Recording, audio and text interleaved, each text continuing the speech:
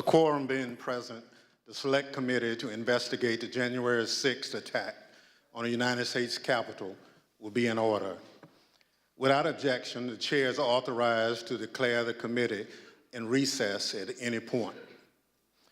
Pursuant to House Deposition Authority Regulation 10, the chair announces the committee's approval to release the deposition material presented during today's meeting, and further, its approval to release deposition material that accompanies release of the Select Committee's final report.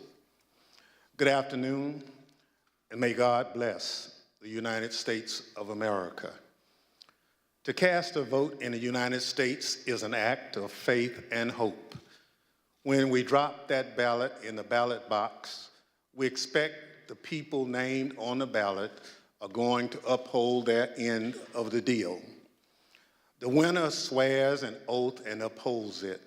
Those who come up short ultimately accept the results and abide by the rule of law.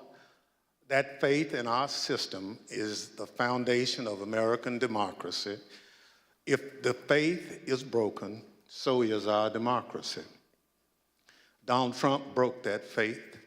He lost the 2020 election and knew it. But he chose to try to stay in office through a multi-part scheme to overturn the results and block the transfer of power. In the end, he summoned a mob to Washington, and knowingly they were armed and angry, pointed them to the Capitol and told them to fight like hell. There's no doubt about this. This afternoon, my colleagues will present our key findings, reminding you of some of the information we presented in earlier hearings and telling you how it fits in our broader conclusions. Those conclusions have helped shape the committee's final report, which we'll adopt today pursuant to House Resolution 503, which establishes the Select Committee nearly a year and a half ago. I expect our final work will be filed with the Clerk of the House and made public later this week. Beyond that release, the Select Committee intends to make public the bulk of its non-sensitive records before the end of the year. These transcripts and documents will allow the American people to see for themselves the body of evidence we've gathered and continue to explore the information that has led us to our conclusions. This committee is nearing the end of its work, but as the country, we remain in strange and uncharted waters. We've never had a president of the United States stir up a violent attempt to block the transfer of power. I believe nearly 2 years later, this is still a time of reflection and reckoning. If we are to survive as a nation of laws and democracy, this can never happen again. How do we stop it? This committee will lay out a number of recommendations in its final report, but beyond any specific details and recommendations we present, there's one factor I believe is most important in preventing another January 6th, accountability. So today, beyond our findings, we will also show that evidence we've gathered points to further action beyond the power of this committee or the Congress to help ensure accountability under law. Accountability that can only be found in the criminal justice system. We have every confidence that the work of this committee will help provide a roadmap to justice, and that the agencies and institutions responsible for ensuring justice under the law will use the information we've provided to aid in their work. And for those of you who have followed this committee's work, I hope we've helped make clear that there's a broader kind of accountability. Accountability to all of you, the American people. The future of our democracy rests in your hands. It's up to the people of this country to decide who deserves the public trust, who will put fidelity to the Constitution and democracy above all else, who will abide by the rule of law, no matter the outcome. I'm grateful to the millions of you who followed this committee's work. I hope we lived up to our commitment to present the facts and let the facts speak for themselves. Let me say in closing, the women and men seated around me on this dais are public servants in the most genuine sense. They put aside politics and partisanship to ensure the success of this committee in providing answers to the American people. I especially want to thank and acknowledge our Vice Chair, who has become a true partner in this bipartisan effort, Ms. Cheney of Wyoming. And I also recognize her for any opening statement that she cared to offer. Thank you very much, Mr. Chairman, and thank you for your tremendous leadership of this committee. I know we all have benefited greatly from your wisdom and your wise counsel, so thank you very much. In April of 1861, when Abraham Lincoln issued the first call for volunteers for the Union Army, my great-great-grandfather, Samuel Fletcher Cheney, joined the 21st Ohio Volunteer Infantry. He fought through all 4 years of the Civil War, from Chickamauga to Stones River to Atlanta. He marched with his unit in the Grand Review of Troops up Pennsylvania Avenue in May of 1865, past a reviewing stand where President Johnson and General Grant were seated. Silas Canfield, the regimental historian of the 21st Ohio Volunteer Infantry, described the men in the unit this way. He said they had a just appreciation of the value and advantage of free government and the necessity of defending and maintaining it. And they enlisted, prepared to accept all the necessary labors, fatigues, exposures, dangers, and even death for the unity of our nation and the perpetuity of our institutions. I have found myself thinking often, especially since January 6th, of my great-great-grandfather and all those in every generation who have sacrificed so much for the unity of our nation and the perpetuity of our institutions. At the heart of our republic is the guarantee of the peaceful transfer of power. Members of Congress are reminded of this every day as we pass through the Capitol Rotunda. There, 8 magnificent paintings detail the earliest days of our republic. One, painted by John Trumbull, depicts the moment in 1793 when George Washington resigned his commission, handing control of the Continental Army back to Congress.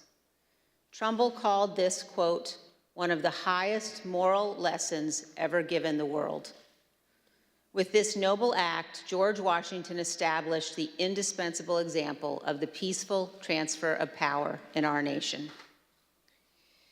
Standing on the west front of the Capitol in 1981, President Ronald Reagan described it this way: the orderly transfer of authority as called for in the Constitution routinely takes place, as it has for almost 2 centuries, and few of us stop to think how unique we really are. In the eyes of many in the world, this every 4-year ceremony that we accept as normal is nothing less than a miracle. Every president in our history has defended this orderly transfer of authority, except one. January 6, 2021 was the first time one American president refused his constitutional duty to transfer power peacefully to the next. In our work over the last 18 months, the Select Committee has recognized our obligation to do everything we can to ensure this never happens again. At the beginning of our investigation, we understood that tens of millions of Americans had been persuaded by President Trump that the 2020 election was stolen by overwhelming fraud. And we also knew this was flatly false. We knew that dozens of state and federal judges had addressed and resolved all manner of allegations about the election. Our legal system functioned as it should, but our president would not accept the outcome. Among the most shameful of this committee's findings was that President Trump sat in the dining room off the Oval Office watching the violent riot at the Capitol on television. For hours, he would not issue a public statement instructing his supporters to disperse and leave the Capitol, despite urgent pleas from his White House staff and dozens of others to do so. Members of his family, his White House lawyers, virtually all those around him knew that this simple act was critical. For hours, he would not do it. During this time, law enforcement agents were attacked and seriously injured. The Capitol was invaded, the electoral count was halted, and the lives of those in the Capitol were put at risk. In addition to being unlawful, as described in our report, this was an utter moral failure and a clear dereliction of duty. Evidence of this can be seen in the testimony of President Trump's own White House counsel and several other White House witnesses. No man who would behave that way at that moment in time can ever serve in any position of authority in our nation again. He is unfit for any office. The committee recognizes that our work has only begun. It's only the initial step in addressing President Trump's effort to remain in office illegally. Prosecutors are considering the implications of the conduct that we describe in our report, as are citizens all across our nation. In 1761, John Adams wrote, "The very ground of our liberties is the freedom of elections." Faith in our elections and the rule of law is paramount to our republic. Election deniers, those who refuse to accept lawful election results, purposely attack the rule of law and the foundation of our country. The history of our time will show that the bravery of a handful of Americans doing their duty saved us from an even more grave constitutional crisis. Elected officials, election workers, and public servants stood against Donald Trump's corrupt pressure. Many of our committee's witnesses showed selfless patriotism, and their words and courage will be remembered. The brave men and women of the Capitol Police, the Metropolitan Police, and all the other law enforcement officers who fought to defend us that day saved lives and our democracy. Finally, I wish to thank my colleagues on this committee. It has been a tremendous honor to serve with all of you. We have accomplished great and important things together, and I hope we have set an example. And I also want to thank all of those who have honorably contributed to the work of our committee and to our report. We have accomplished much over a short period of time. Many of you sacrificed for the good of our nation. You have helped make history, and I hope helped to right the ship. Thank you, Mr. Chairman. I yield back. Gentlelady yields back. As you know, this is our final meeting of our committee. Over the course of the last year and a half, we presented evidence in 10 public hearings, testimony from our brave law enforcement officers, senior White House and campaign officials, and many others. Today, we are prepared to share our findings with you. But before we do so, it's important to remember what we've learned, and critically, exactly what happened at the United States Capitol on January 6th. Without objection, I include in the record a video presentation of some of the key evidence our investigation has uncovered.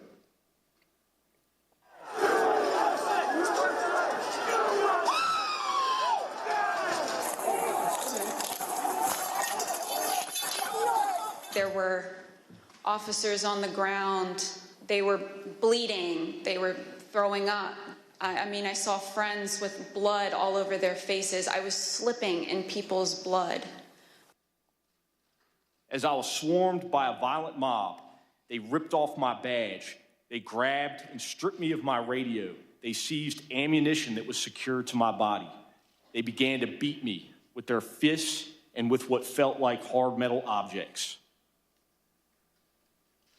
The key thing to do is to claim victory. No, we won. Fuck you. Sorry, over. We won. Yeah. You're wrong. Fuck you. Right out of the box on election night, the president claimed that there was major fraud underway. I mean, this happened, as far as I could tell, before there was actually any potential of looking at evidence. I didn't think what was happening was necessarily honest or professional at that point in time. So that led to me stepping away. Generally discussed on that topic was whether the fraud, maladministration, abuse, or irregularities, if aggregated and read most favorably to the campaign, would that be outcome determinative? And I think everyone's assessment in the room, at least amongst the staff, Mark Short, myself, and Greg Jacob, was that it was not sufficient to be outcome determinative. I told him that I did believe, yes, that once those legal processes were run, if fraud had not been established, that had affected the outcome of the election, then unfortunately I believed that what had to be done was concede the outcome. What were the chances of President Trump winning the election? After that point? Yes. None.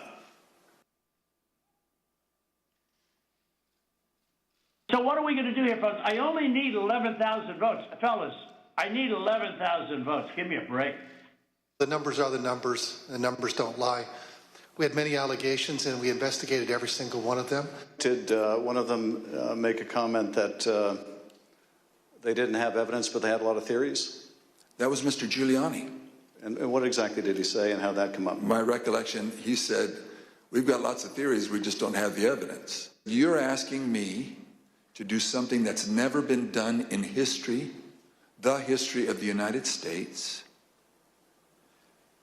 and I'm going to put my state through that without sufficient proof?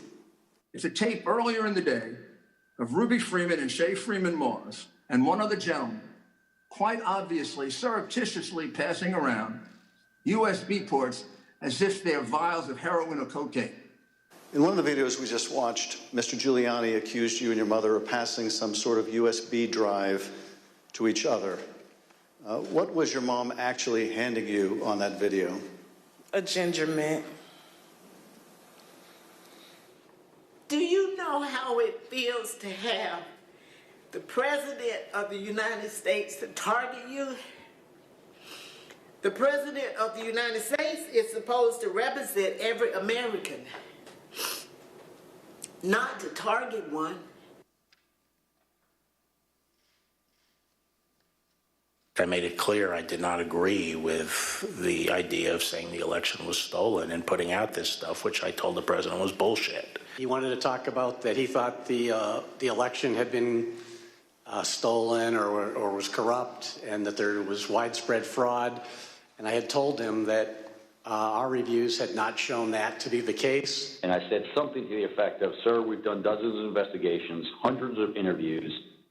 The major allegations are not supported by the evidence developed. Well, my first thought was, this is a terrible idea. Jeff Clark cannot be installed as acting Attorney General of the United States.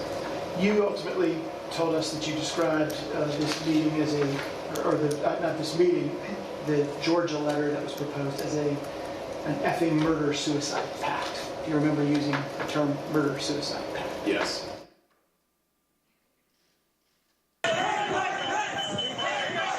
Was it your impression that the Vice President had directly conveyed his position on these issues to the President, not just to the world through a Dear Colleague letter, but directly to President Trump? Many times. My view is that the Vice President didn't have the legal authority to do anything except what he did. And I said, hold on a second, I want to understand what you're saying. You're saying that you believe the Vice President, acting as President of the Senate, can be the sole decision maker as to, under your theory, who becomes the next President of the United States? And you said yes. And I said, are you out of your effing mind? The president was, all the attention was on what Mike would do or what Mike wouldn't do. There's a telephone conversation between the president and the vice president, is that correct? Yes. The conversation was pretty heated. Apologize for being impolite, but do you remember what she said her father called him?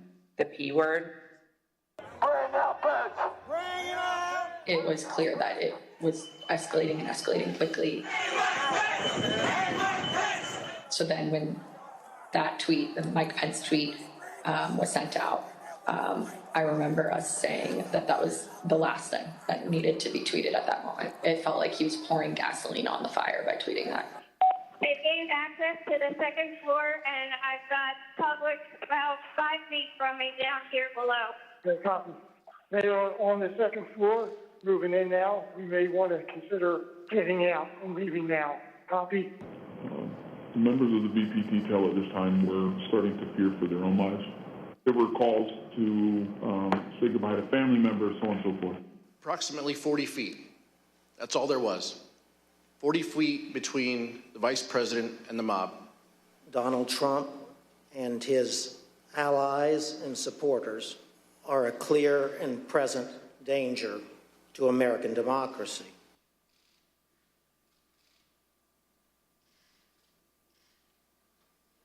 We got derogatory information from OSINT suggesting that some very, very violent individuals were organizing to come to D.C. As Mr. Giuliani and I were walking to his vehicles that evening, he looked at me and said something to the effect of, "Cass, are you excited for the 6th? It's going to be a great day."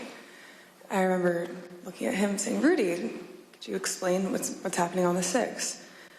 He had responded something to the effect of, "We're going to the Capitol. It's going to be great. The president's going to be there. He's going to look powerful." He personally asked for us to come to D.C. that day.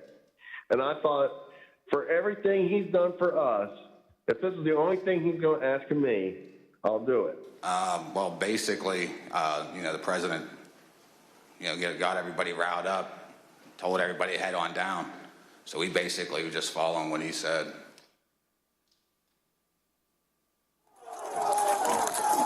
We lost the line! We lost the line! Anthony, get back! Within 15 minutes of leaving the stage, President Trump knew that the Capitol was besieged and under attack.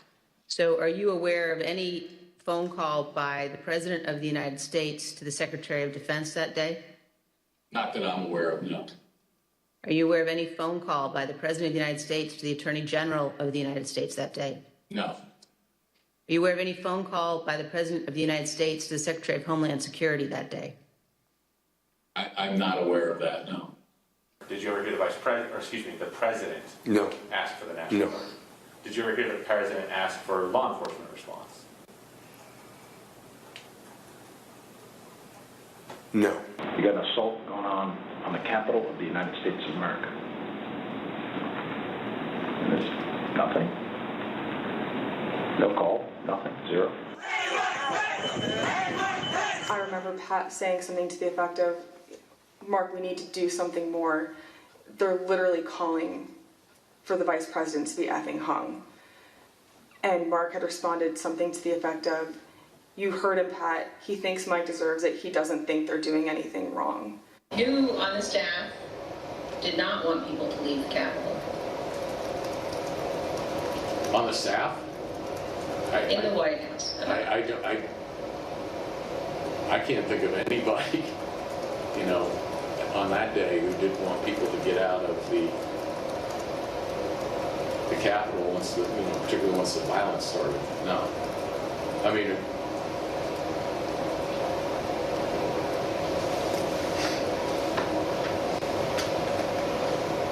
What about the president? Yeah.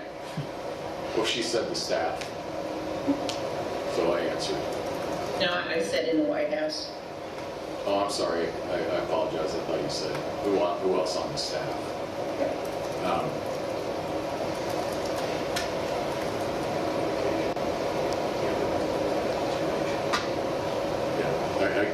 I can't reveal communications, but obviously I think,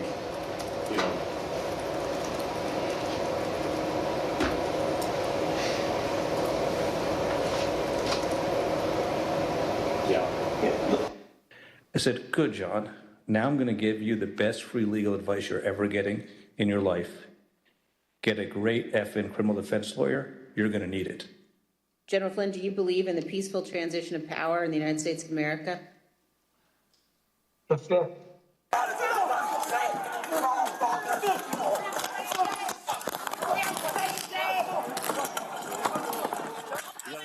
officer unconscious. The charge. What charge?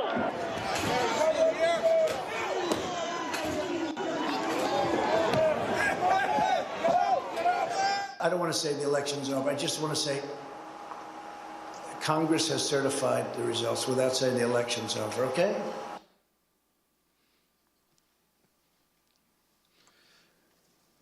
The chair now recognizes the gentlewoman from California, Ms. Lofgren, for an opening statement.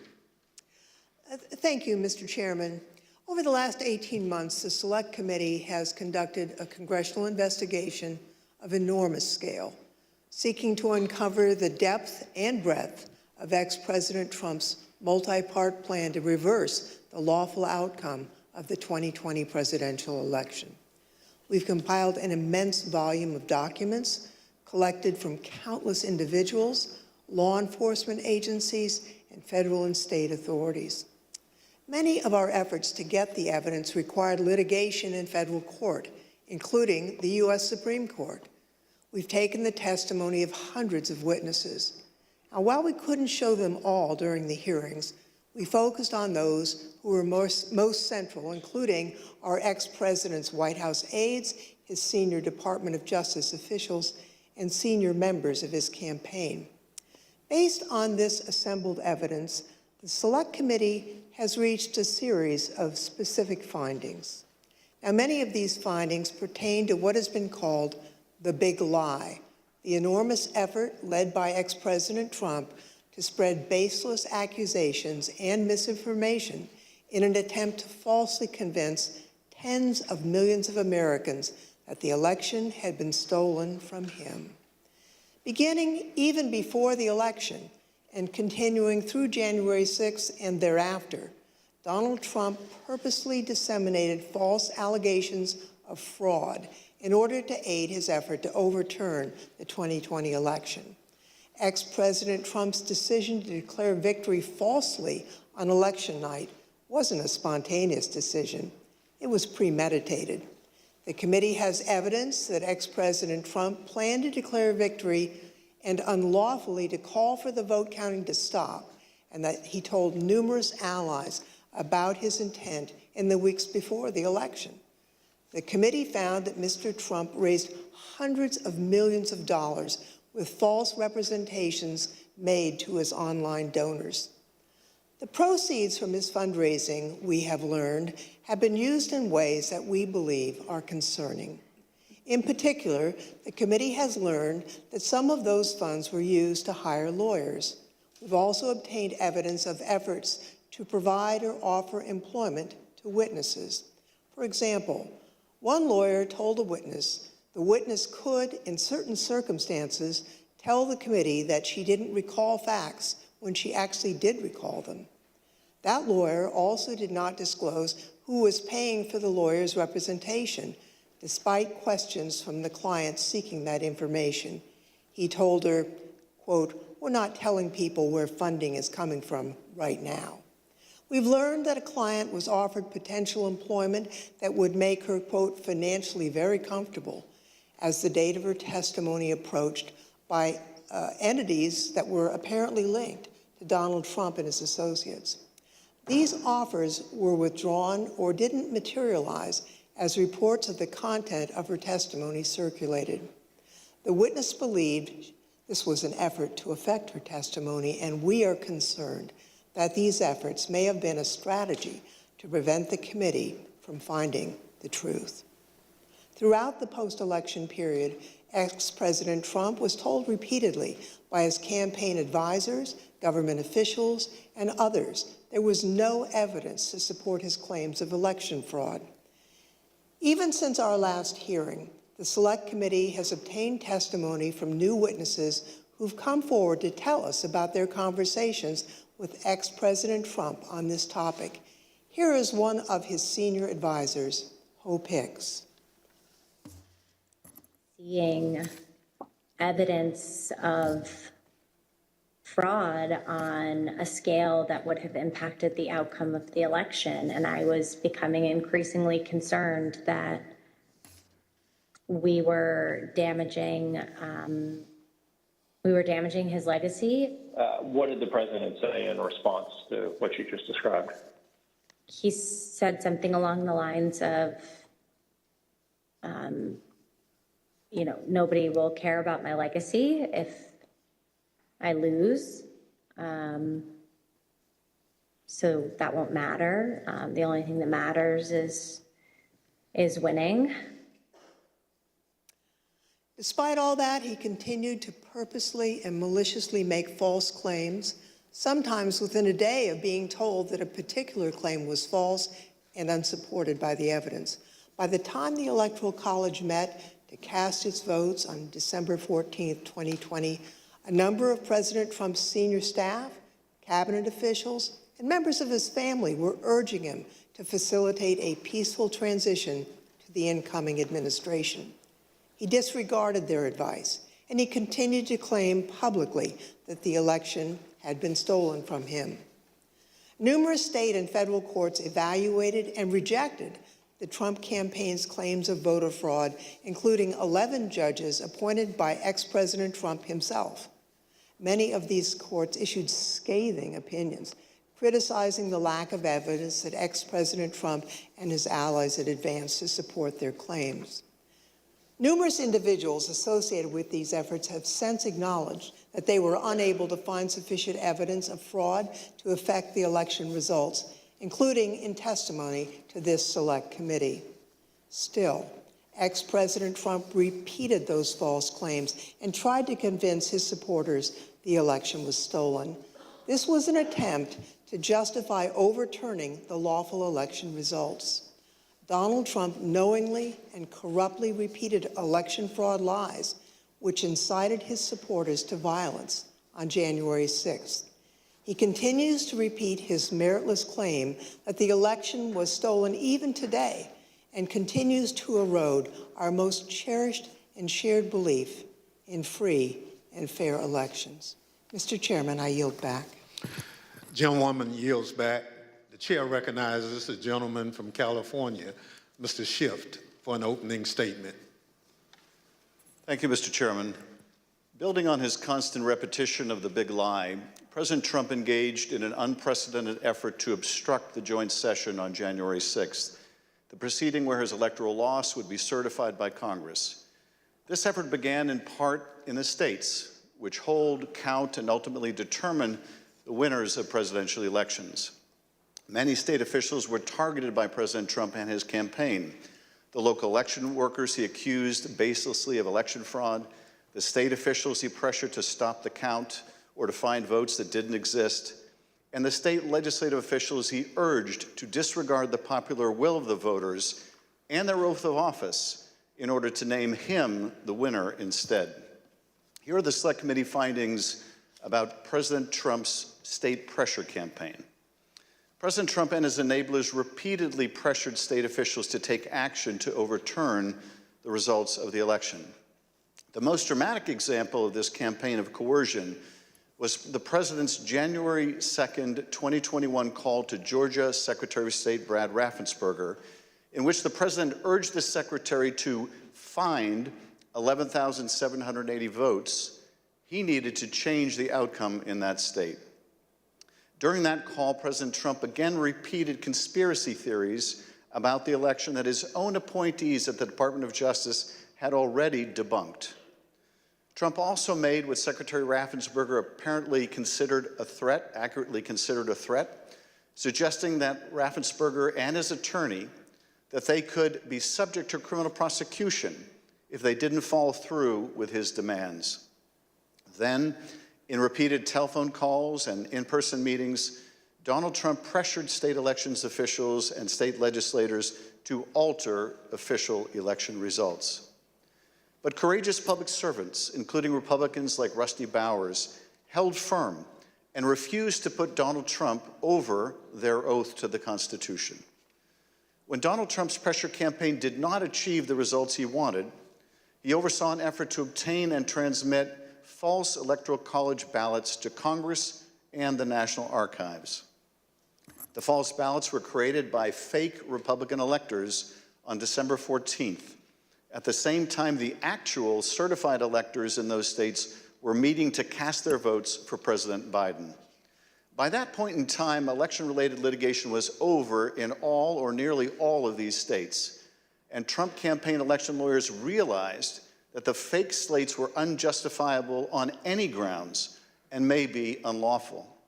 In spite of these concerns and the concerns of individuals in the White House counsel's office, President Trump and others proceeded with this plan.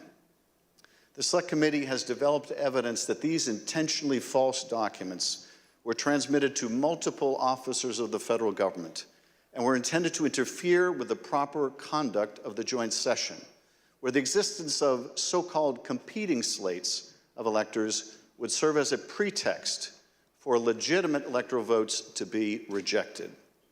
President Trump repeatedly attacked state and local officials who refused to do his bidding, as well as local elections workers who he baselessly accused of fraud. As Ruby Freeman and the testimony of other elections officials so powerfully demonstrated, the people who drew President Trump's ire or were the subject of his lies faced real-world consequences, including public harassment and death threats. Some of these elections workers and officials have been forced to leave their homes. Others have been forced to leave the jobs they loved. Take a listen to Ms. Freeman's story. Now I won't even introduce myself by my name anymore. I get nervous when I bump into someone I know in the grocery store who says my name. I'm worried about who's listening. I get nervous when I have to give my name for food orders. I'm always concerned of who's around me.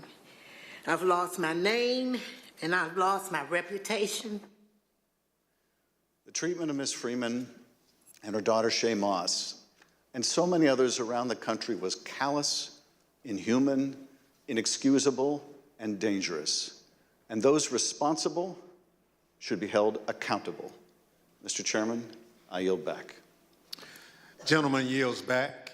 The chair recognizes the gentleman from Illinois, Mr. Kinzinger, for an opening statement.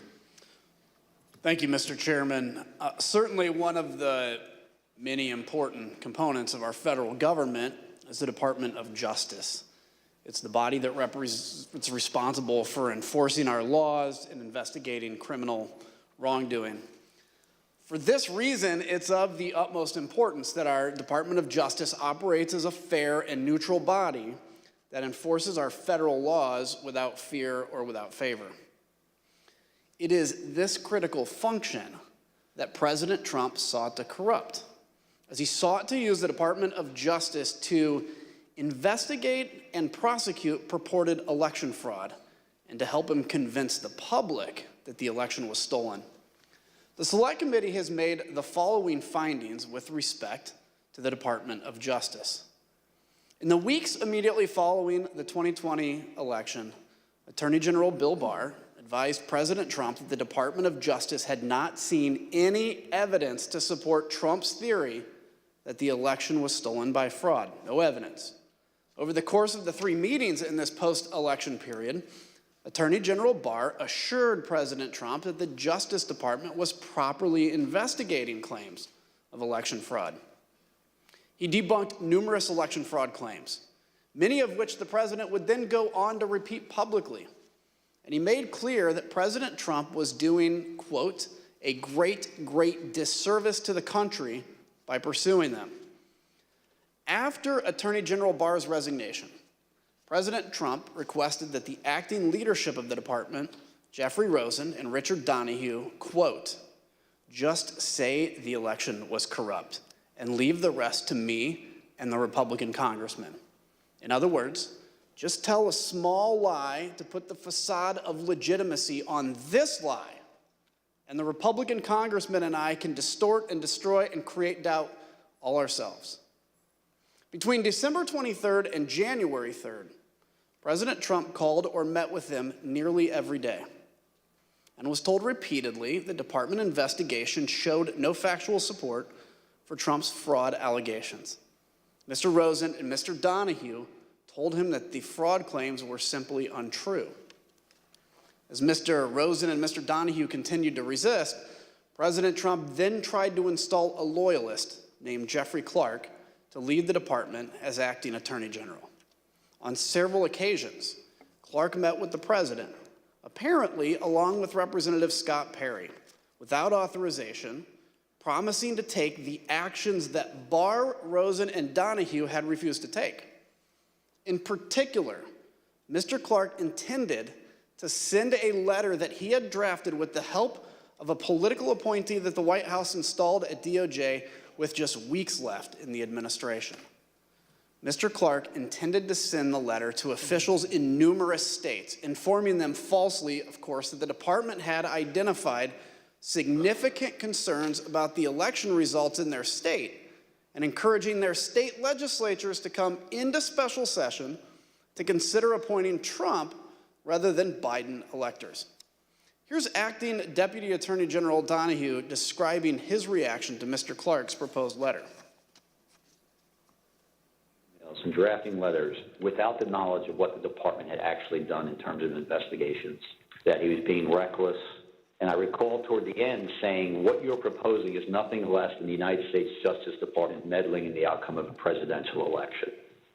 Knowing that existing department leadership would not support his false election claims, President Trump offered Mr. Clark the job of acting Attorney General.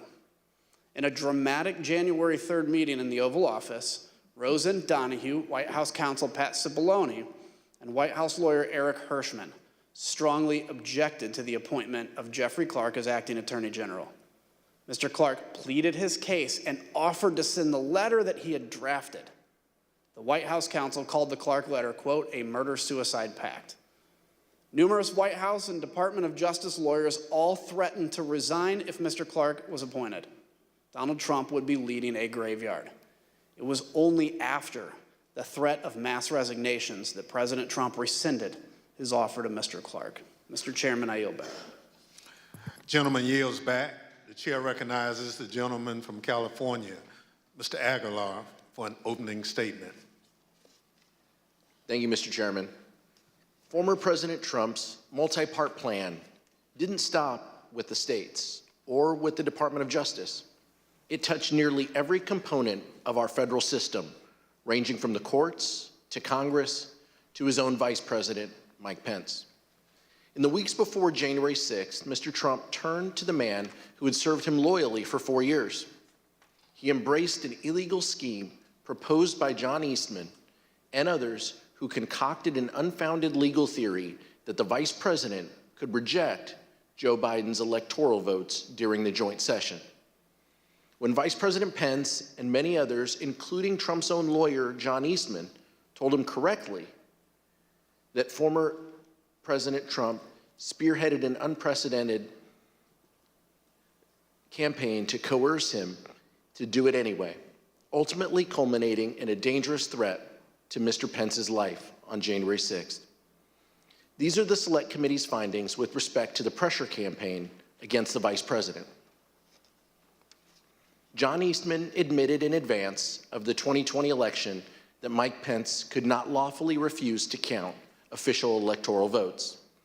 But he nevertheless devised a meritless proposal that deployed a combination of bogus election fraud claims and the fake electoral ballots to say that Mike Pence, presiding over the joint session, could reject legitimate electoral votes for President-elect Biden. But still, President Trump accepted and repeated Eastman's theory and used it to pressure the vice president to take unlawful action. In multiple heated conversations, President Trump directly pressured Vice President Pence to adopt the Eastman theory and either reject the electors or send them back to the state legislatures.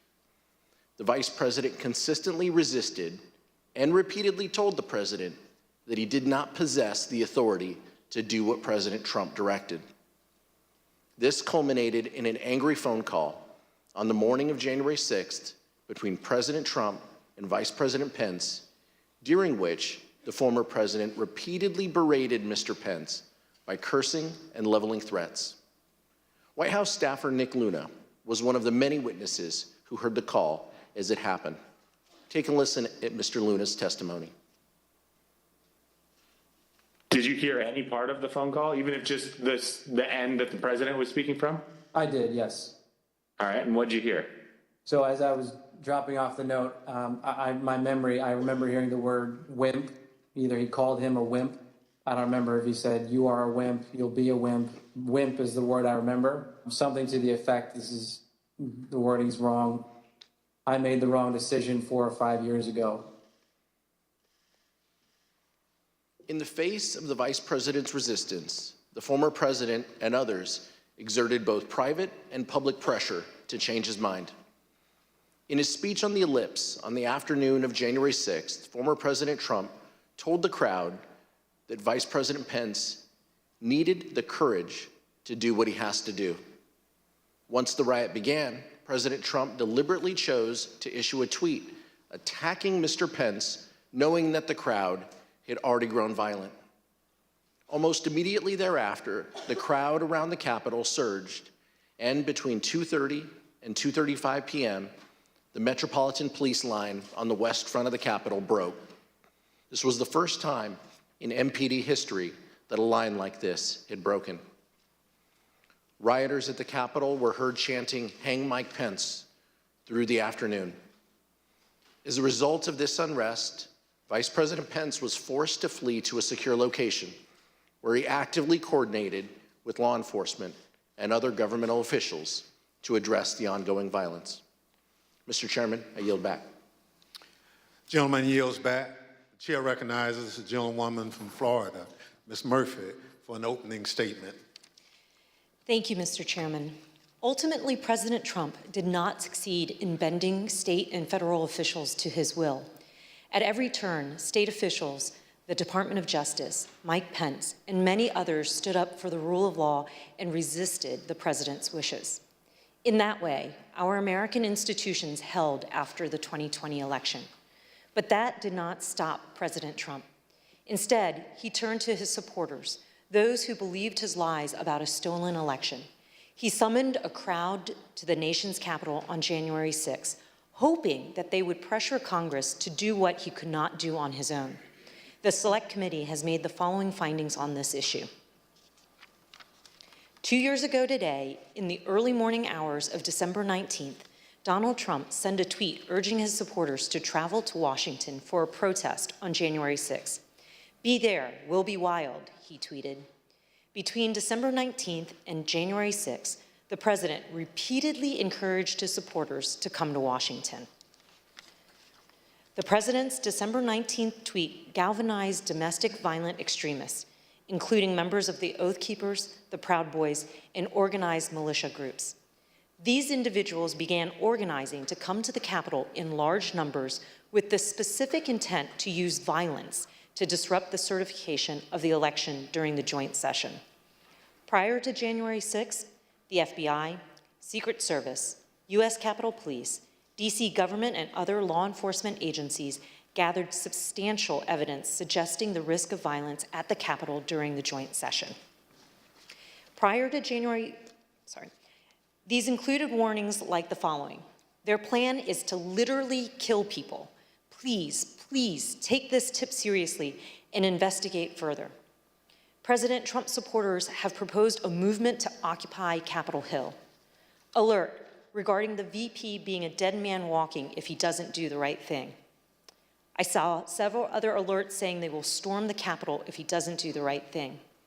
In the days leading up to January 6th, President Trump's advisors explicitly told him that he should encourage his supporters to be peaceful that day, but he refused. One witness, Hope Hicks, provided the committee with records of her text messages on January 6th. In one exchange with another staffer, he texted her, "Hey, I know you're seeing this, but he," referring to President Trump, "really should tweet something about being nonviolent." "I'm not there," Hicks replied. "I suggested it several times Monday and Tuesday, and he refused."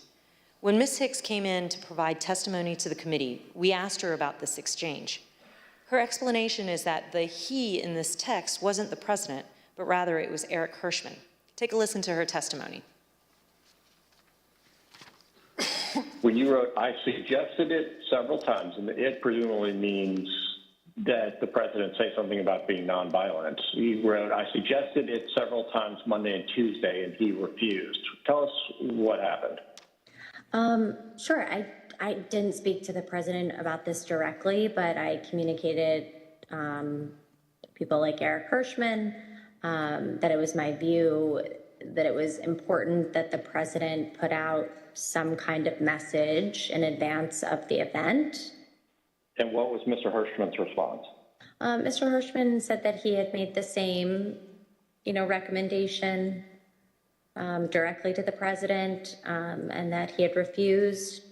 Just so I understand, Mr. Hirschman said that he had already recommended to the president that the president convey a message that people should be peaceful on January 6th, and the president had refused to do that? Yes. The public will be able to review this in the transcripts and see the perspective Eric Hirschman gave before we took Hope Hicks's testimony. Despite having knowledge of the threats of violence presented by the crowd gathered on January 6th, President Trump gave an incendiary speech, declaring without basis that the election had been stolen and encouraging his supporters to fight like hell. And during the speech and immediately thereafter, President Trump stated his intention to travel to the Capitol with his supporters in an effort to influence the joint session. The Select Committee has developed evidence indicating that President Trump did, in fact, intend to go to the Capitol on the afternoon of January 6th, and that he repeatedly expressed that intention during the afternoon and in the days prior. Mr. Chairman, I yield back. Gentlewoman yields back. The chair recognizes the gentlewoman from Virginia, Mrs. Luria, for an opening statement. Thank you, Mr. Chairman. All of President Trump's efforts came to a head on the afternoon of January 6th. Standing on the stage of the Ellipse, President Trump told tens of thousands of angry supporters that the election was stolen, that they had the power to change that if they marched to the Capitol, and that they wouldn't have a country anymore if the presidency was taken away from him. He told them he would be there with them. And then, as the crowd descended on the Capitol, President Trump watched it on television. Despite pleas from his senior advisors, from lawmakers on the Hill, and from his own children, President Trump would not issue a public statement, instructing his supporters to disperse and leave the Capitol. Mr. Trump's failures spanned the period from 1:10 p.m., when his speech ended and he instructed his supporters to march to the Capitol, to 4:17 p.m., when he finally, begrudgingly, told his supporters to go home. For 187 minutes, he actively disregarded his constitutional obligation to take care that the laws are faithfully executed. As we've established through months of investigation, that is because the mob wanted what President Trump wanted, to impede the peaceful transition of power. These are the Select Committee's findings about President Trump's dereliction of duty.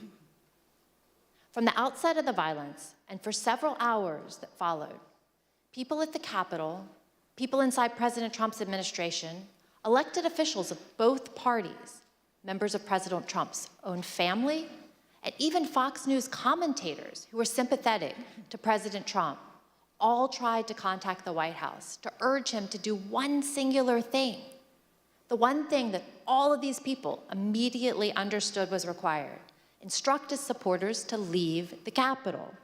The president repeatedly refused pleas as he watched the violence at the Capitol on television. During the day, the president never spoke with National Guard, the Department of Defense, the Department of Justice, or any law enforcement agency. At no point during the day, or any other, did he issue any order to deploy any law enforcement agency to assist. Multiple witnesses, including President Trump's White House counsel, testified to these facts. Your White House employees, who had been speaking directly with President Trump, state that he didn't want anything done. The president was making phone calls that afternoon, but they weren't to law enforcement officials. Rather, President Trump continued to call his lawyer, Rudy Giuliani. Both President Trump and Mr. Giuliani spoke with congressional leaders, even after the violence had begun, to encourage them to continue delaying the session. Approximately 3 hours after being informed of the violence at the Capitol, hours during which, as our evidence has shown, Donald Trump sat in his dining room and watched the violence on television, the president released a video statement in which he again repeated that the election was stolen, told his supporters at the Capitol that he loved them, and ultimately suggested that they disperse. The statement had an immediate impact on elements of the crowd, many of whom have testified that it led them to depart the Capitol. At 6:01 p.m., President Trump sent his last tweet of the day. He did not condemn the violence. Instead, he attempted to justify it. These are the things and events that happen when a sacred landslide election victory is so unceremoniously and viciously stripped away, he wrote. Remember this day forever. There's no doubt that President Trump thought that the actions of the rioters were justified. In the days after January 6th, he spoke to several different advisors. And in those conversations, he minimized the seriousness of the attack. Here's new testimony from another one of President Senior's advisors, Kellyanne Conway. You said you talked to the president the next day. Tell us about that conversation on the 7th. Yeah, I don't think it was very long. I just said that was just a terrible day. I'm working on a long statement. I said it's crazy. What did he say? No, these people are upset. They're very upset. In the days following the attack, President Trump also expressed a desire to pardon those involved in the attack. Since then, he's suggested that he will do so if he returns to the Oval Office. In summary, President Trump lit the flame, he poured gasoline on the fire, and sat by in the White House dining room for hours watching the fire burn. And today, he still continues to fan those flames. That was his extreme dereliction of duty. Mr. Chairman, I yield back. Gentlewoman yields back. The chair recognizes the gentleman from Maryland, Mr. Raskin, for an opening statement.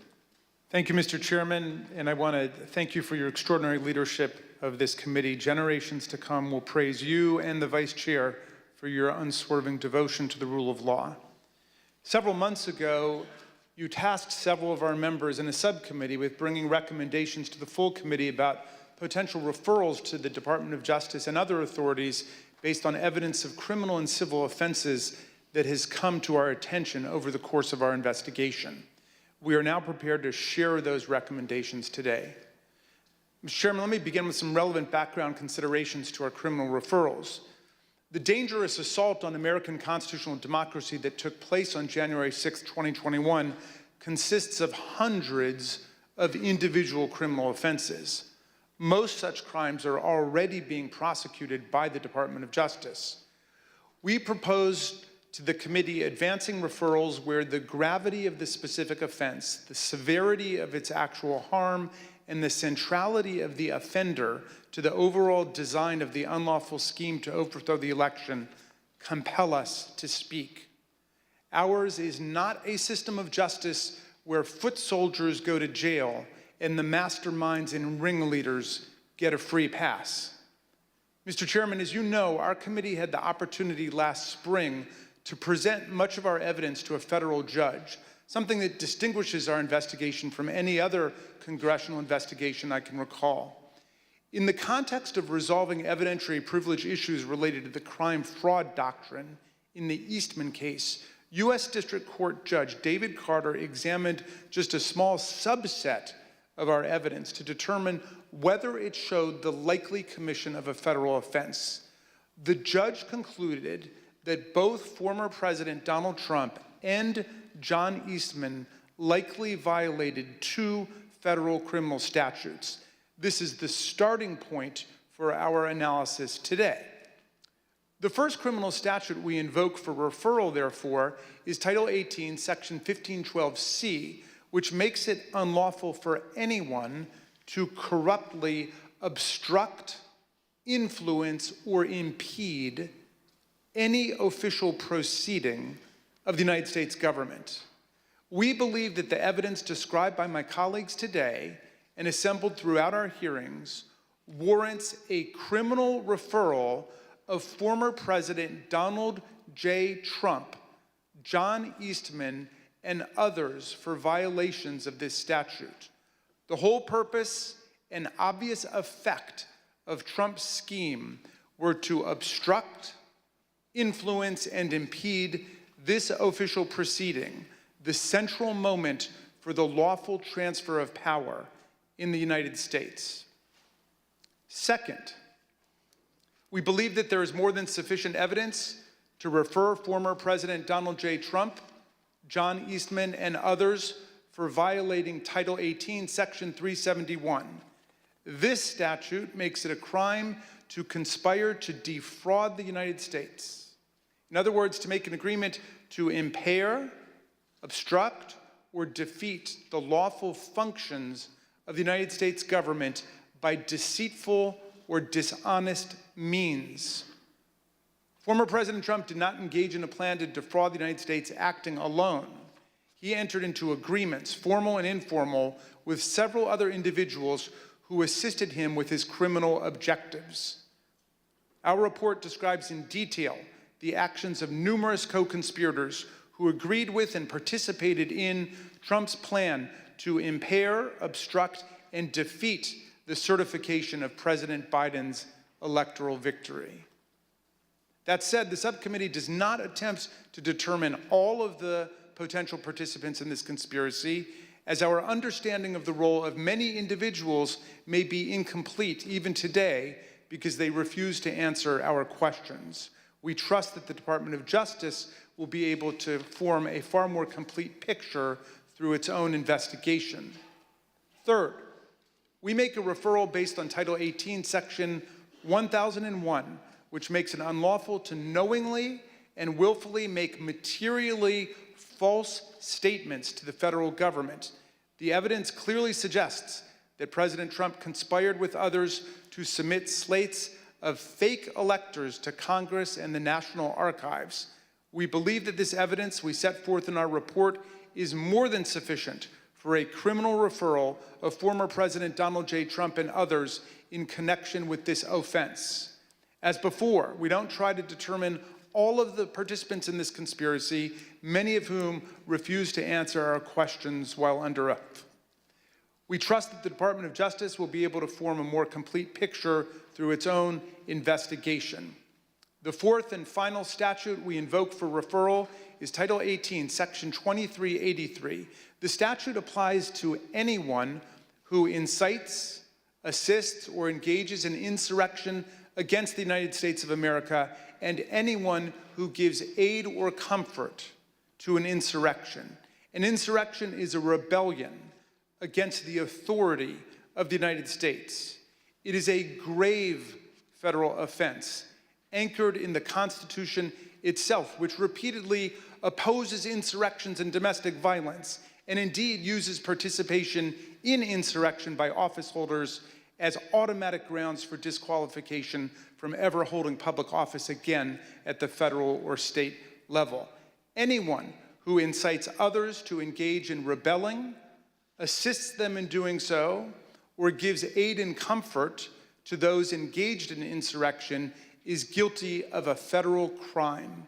The committee believes that more than sufficient evidence exists for a criminal referral of former President Trump for assisting or aiding and comforting those at the Capitol who engaged in a violent attack on the United States. The committee has developed significant evidence that President Trump intended to disrupt the peaceful transition of power under our Constitution. The President has an affirmative and primary constitutional duty to act to take care that the laws be faithfully executed. Nothing could be a greater betrayal of this duty than to assist in insurrection against the constitutional order. The complete factual basis for this referral is set forth in detail throughout our report. These are not the only statutes that are potentially relevant to President Trump's conduct related to the 2020 election. Depending on evidence developed by the Department of Justice, the president's actions could certainly trigger other criminal violations. Nor are President Trump and his immediate team the only people identified for referrals in our report. As part of our investigation, we asked multiple members of Congress to speak with us about issues critical to our understanding of this attack on the 2020 election and our system of constitutional democracy. None agreed to provide that essential information. As a result, we took the significant step of issuing them subpoenas based on the volume of information particular members possessed about one or more parts of President Trump's plans to overturn the election. None of the subpoenaed members complied, and we are now referring 4 members of Congress for appropriate sanction by the House Ethics Committee for failure to comply with lawful subpoenas. Mr. Chairman, we understand the gravity of each and every referral we are making today, just as we understand the magnitude of the crime against democracy that we describe in our report. But we have gone where the facts and the law lead us, and inescapably, they lead us here. Accordingly, Mr. Chairman, in light of these facts, I ask unanimous consent that the chairman be directed to transmit to the United States Department of Justice relevant Select Committee records in furtherance of these criminal referrals. Without objection, so ordered. Thank you, Mr. Chairman. I now yield back. Gentleman yields back. Pursuant to notice, I now call up Select Committee's final report pursuant to Section 4A of House Resolution 503. The clerk shall designate the report. Final report of the Select Committee to investigate the January 6th attack on the United States Capitol. Without objection, the report will be considered read and open to amendment at this point. I now recognize the gentlewoman from Virginia, Ms. Luria, for a motion. Mr. Chairman, I move that the committee favorably report to the House the Select Committee's final report, which includes the committee's legislative recommendations and criminal referrals of Donald J. Trump and others, pursuant to Section 4A of House Resolution 503. The question is on the motion to favorably report to the House. Those in favor say aye. Aye. Those opposed, no. In the opinion of the chair, the ayes have it. Mr. Chairman, I request a recorded vote. A recorded vote is requested. The clerk will call the roll. Ms. Cheney? Aye. Ms. Cheney, aye. Ms. Lofgren? Aye. Ms. Lofgren, aye. Mr. Schiff? Aye. Mr. Schiff, aye. Mr. Aguilar? Aye. Mr. Aguilar, aye. Mrs. Murphy? Aye. Mrs. Murphy, aye. Mr. Raskin? Aye. Mr. Raskin, aye. Mrs. Luria? Aye. Mrs. Luria, aye. Mr. Kinzinger? Kinzinger, aye. Mr. Kinzinger, aye. How is the chair recorded? Mr. Chairman, you are not recorded. Chair votes aye. Mr. Chairman, aye. The clerk will report the vote. Mr. Chairman, on this vote, there are 9 ayes and 0 noes. The motion is agreed to. Without objection, a motion to reconsider is laid on the table. Without objection, staff is authorized to make any necessary technical or conforming changes to the report to reflect the actions of the committee. The chair requests those in the hearing room remain seated until the Capitol Police have escorted members from the room. There being no further business, without objection, the Select Committee stands adjourned.